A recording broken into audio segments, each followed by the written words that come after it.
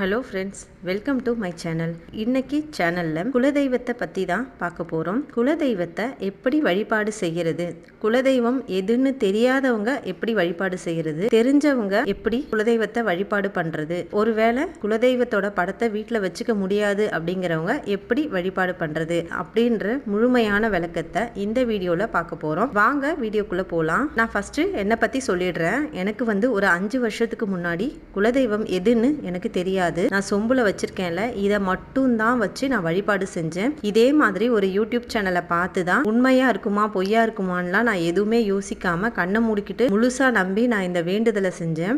ஒரு மாசத்துக்குள்ளேயே எங்களோட குலதெய்வம் எது அப்படின்றது எங்களுக்கு தெரிஞ்சிருச்சு. அடுத்த மாசமே நாங்க குலதெய்வம் கோயிலுக்கு போயிட்டே வந்துட்டோம். நான் எதுக்காக இதை சொல்றேன்னா, நம்பிக்கையோட செஞ்சீங்கன்னா கண்டிப்பா பலன் உண்டு. அதுக்காக தான் நான் இதை சொல்றேன். இந்த மாதிரி ஒரு சொம்பு எடுத்துக்கோங்க. இது பித்தளையிலயோ இல்ல காப்பர்லயோ, இந்த செம்பு வாழைப்பு செம்புன்னு சொல்லுவாங்க. தலைகீழ கவுத்து பிடிச்சா வாழைப்பூ மாதிரியே இருக்கும் பார்க்கறதுக்கு, அதனால வாழைப்பூ செம்புன்னு சொல்லுவாங்க. ஆனா இப்போ இது குலதெய்வ சொம்புன்னு ட்ரெண்ட் ஆயிடுச்சு. ஸோ இந்த மாதிரி ஒரு செம்பு வாங்கிக்கோங்க. நான் ஃபர்ஸ்ட் சொல்ற பரிகாரம் குலதெய்வம் எதுன்னு தெரியாதவங்களுக்கு, அவங்களுக்கு மட்டும் நான் ஃபர்ஸ்ட் சொல்றேன். இந்த செம்புல மஞ்சள் குங்குமம் வச்சுக்கோங்க. உங்க குலதெய்வம் ஆண் தெய்வமோ பெண் தெய்வமோ தெரியாது. ஸோ அதனால பொதுவா மஞ்சள் குங்குமம் மட்டும் வச்சுக்கோங்க. அதுக்கப்புறம் இந்த செம்புல 3/4 வாசி தண்ணி, 1/4 வாசி பன்னீர் சேர்த்துக்கோங்க. சேர்த்துட்டு நான் ஒரு சில ஆன்மீக பொருட்கள் காமிக்கிறேன், அதை மட்டும் நீங்க கண்டிப்பா சேர்க்கணும்.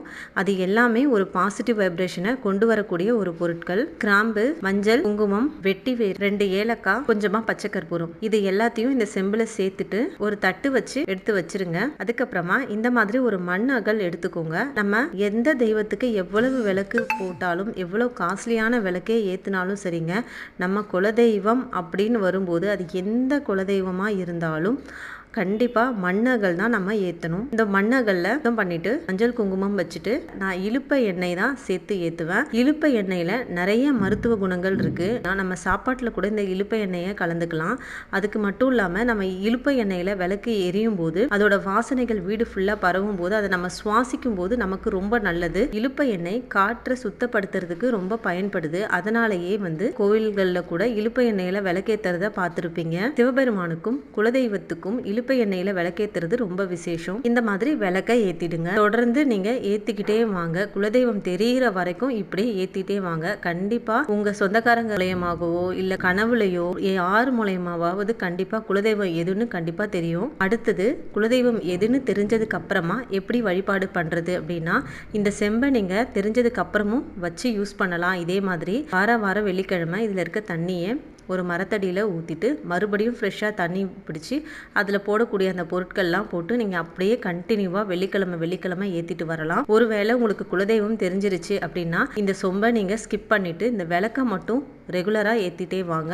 உங்களால் டெய்லி ஏற்ற முடியலனாலும் வாரத்தில் ஒரு நாள் வெள்ளிக்கிழமை மட்டும் தவறாமல் ஏற்றிட்டு வாங்க. அடுத்தது குலதெய்வம் தெரிஞ்சிருச்சு ஆனால் படத்தை வீட்டில் வச்சுக்க முடியல, அப்போ எப்படி வழிபாடு பண்ணுறது அப்படின்னா, அதுக்குமே இந்த விளக்கு நம்ம டெய்லி ஏற்றிட்டு வரலாம். டெய்லி அவங்கள நினச்சி இந்த விளக்கு ஏற்றுறது ரொம்ப நல்ல பலன் கொடுக்கும். இவ்வளவு கோவிலுக்கு போய் எவ்வளோ லட்சங்கள் செலவு பண்ணி கோவிலுக்கு போனாலும் எந்த தெய்வத்தை கும்பிட்டாலும் கண்டிப்பாக குலதெய்வத்தோட அருள் இல்லைன்னா நமக்கு எதுவுமே நல்லதாக நடக்காது. முதல்ல குலதெய்வத்தை வழிபட்டதுக்கு அப்புறமா தான் எந்த பூஜையாக இருந்தாலும் தொடங்கணும். இந்த பதிவு யூடியூப் வீடியோவை பார்த்துட்டு நான் போடக்கூடிய பதிவு கிடையாது. சுமார் ஒரு 5 வருஷமாக நான் ஃபாலோ பண்ணக்கூடிய எனக்கு பலன் அளித்த விஷயங்களை தான் உங்கள் கூட ஷேர் பண்ணியிருக்கேன். ஸோ ஃப்ரெண்ட்ஸ், உங்களுக்கும் இது பலன் அளிக்கும்னு நினைக்கிறேன். தேங்க்ஸ் ஃபார் வாட்சிங்.